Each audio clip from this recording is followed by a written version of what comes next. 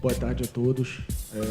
Queria agradecer o convite, dizer que é uma honra e um prazer estar aqui. E parabéns pela criatividade, parabéns pela competição.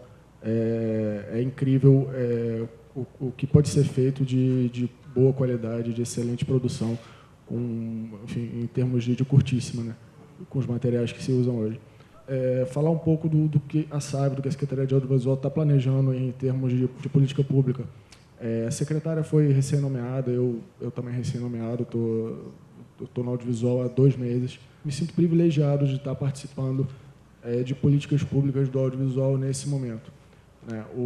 A gente tem uma consciência, a gente tem uma aposta de que vai acontecer uma revolução no audiovisual do Brasil, no curto e no médio prazo. 1, 2, 3, no máximo 4 anos.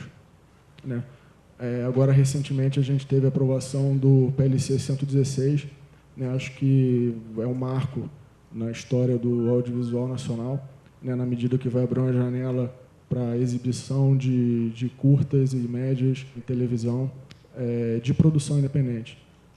E, do outro lado, a gente tem o Vale Cultura, que está na iminência enfim, a gente está acompanhando de perto. A gente está falando de... Eu tive um chefe que era muito criticado porque dizia toda hora que nunca antes na história desse país, E eu falei, pô, deve ser legal falar isso, Agora, para dizer, nunca antes na história desse país, Da mesma forma que o Bolsa Família é o maior programa de inclusão social do mundo, a gente espera que o Vale Cultura seja o maior programa de difusão cultural do mundo. A gente está falando aí de 7,2 bilhões de reais que devem ser injetados por ano na economia. Isso é o PIB de um país pequeno, é o PIB de Honduras, de Liechtenstein, pouco mais de 2 vezes a receita de venda da Natura, só em setor cultural. E dentro do setor cultural, a gente tem um feeling de que o audiovisual deve ser beneficiado de alguma forma pela preferência dos consumidores, pela preferência dos cidadãos, por razões várias. A gente tem carência de sala de cinema. Hoje em dia, é triste, mas a gente tem um pouco mais da metade das salas de cinema comerciais que a gente tinha 35 anos atrás. Salvo engano, tem uma rede de cinemas no México que tem mais salas de exibição do que a gente no país inteiro. Não tem jeito disso ser bom. Não tem jeito de olhar para isso e dizer, não, isso é horrível. E a gente acha que isso vai mudar. Somado a isso, a gente tem as leis de fomento, a gente tem política agressiva enfim, até de concessão de crédito, parte do BNDES. Hoje em dia, você pode abrir uma sala de exibição com juros zero. E eu falei lá, tem quase um mês com a responsável lá, a gerente da área cultural do BNDES, até sem garantia. Você pode dar como garantia recebível de bilheteria. Isso é uma política agressiva. Bom, a gente está finalizando a discussão do planejamento estratégico nosso na Secretaria de Audiovisual. Então, vou dar um overview do que fala de linhas gerais, do que a gente está pensando em fazer. A gente deixar claro, a gente não faz política de gabinete. A gente não é insulado. A gente está aberto a diálogo, a debate.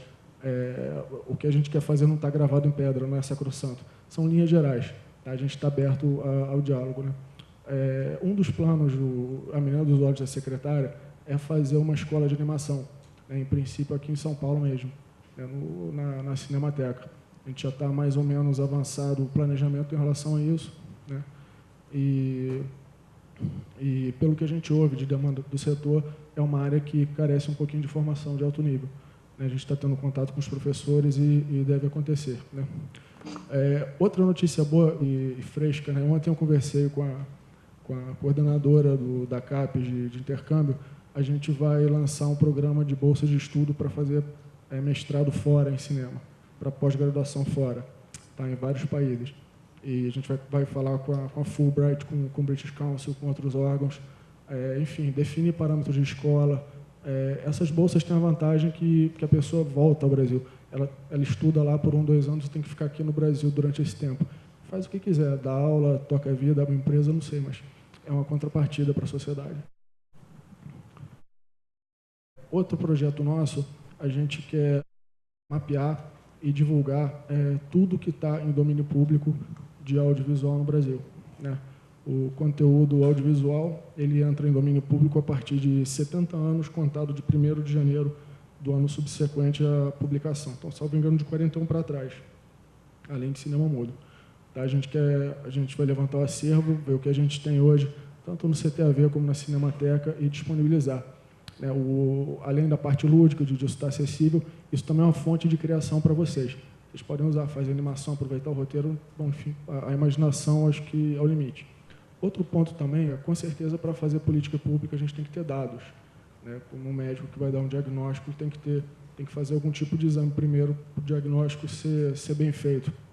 Hoje a gente não tem isso no setor, tem muito pouco. Tem alguns dados mais comerciais, até de boa qualidade, eu acho, do filme B, mas não é o suficiente. A gente não tem dado hoje, por exemplo, nem dados das redes de fomento nosso, né? De curta e média que a gente faz. Então, a gente está fazendo um mapeamento do setor de audiovisual de todas as cadeias produtivas da indústria, né, com fins variados, tanto de fazer política pública quanto de desonerar o setor. Isso inclui game e animação também. Tá? Para lá na frente a gente usar isso. Né? Deve se chamar SAV em números, né, e acho que vai ser bem bacana. Né? Em relação a games, a política de games, a gente conversa muito com o pessoal de games, e o último edital que a gente lançou em 2009, a gente não vai parar com políticas de editais, tá? A gente vai continuar em todos os sentidos. O BR Games, ele contemplou 10 projetos com R$100 mil cada um, e é dinheiro importante para startup de muitas pessoas. Né? Negócios começaram a partir do BR Games. Né? Desenvolvimentos importantes começaram a partir do BR Games. Né? A secretária está idealizando também um projeto de um portal que seria o portal Coletivo Ideia. Vai ser, ainda está sendo gestado, a gente ainda está pensando, mas a gente quer que seja alguma espécie de referência no audiovisual do Brasil. Um ponto de encontro entre pessoal, entre stakeholders, entre o pessoal da indústria, do setor, tudo, iluminadores, produtores e, do outro lado, investidores também. Além disso, tem uma percepção hoje de que, falando agora de lei de fomento, as empresas não usam, não temos dados, mas não devem usar a totalidade do benefício a que fazem jus pela Lei Rouanet. Então, a gente está pensando, a gente vai criar um selo de responsabilidade cultural para incentivar as empresas, com vários níveis. Quem usar a totalidade do benefício da Lei Rouanet vai ganhar uma categoria, quem usar mais vai ganhar outras categorias. Acho que isso vai ser mais dinheiro para o setor. E a gente acompanha com muita atenção o trabalho das Film Commissions. Acho que o Rio é referência, não tem o que falar. O trabalho é irretocável lá, está sendo muito bem feito.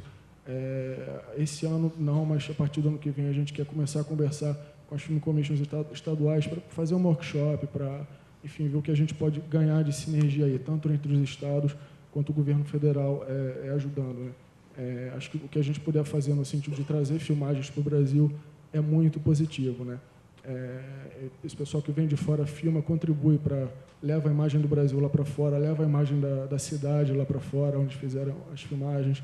Eles têm que contratar um mínimo de pessoas aqui, então gera emprego, aumenta a qualificação, você tem esse intercâmbio todo, aumenta o produto da cidade. Enfim, isso só tem como ser positivo. Acho que, em linhas gerais, é isso. Tá? É um overview mesmo.